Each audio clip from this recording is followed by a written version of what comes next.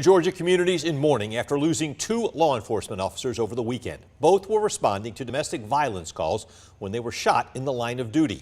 Jackson County Officer Lena Marshall was responding to a scene on Highway 1245 in Houston Friday when the suspect shot her to death. The day before, Henry County Deputy Paramaz Desai was responding to a home in McDonough when he was shot shortly after.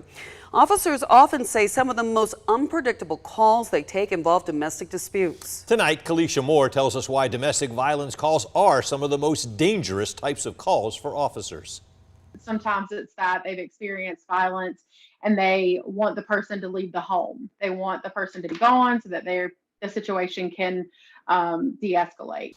Janie Borman is the Deputy Director of Crisis Line and Safe House of Central Georgia, a hub for people experiencing domestic violence. She says they serve thousands a year. There's a variety of reasons that somebody may reach out to law enforcement when they're experiencing domestic violence or stalking. Police officers are called out to all types of things. There's robberies, traffic stops, anything you can imagine. But law enforcement studies show domestic violence calls are critical. Warner Robins Police Chief John Wagner has worked in the city for decades, and he says domestic violence calls are his least favorite.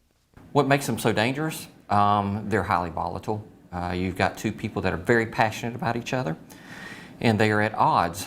And then when the police officer gets there, it's usually a very highly charged event. Law enforcement can be heroes and victims in those calls. An FBI report showed 48 law enforcement officers nationwide died from shootings on the job last year, and 7 of those were responding to domestic violence calls.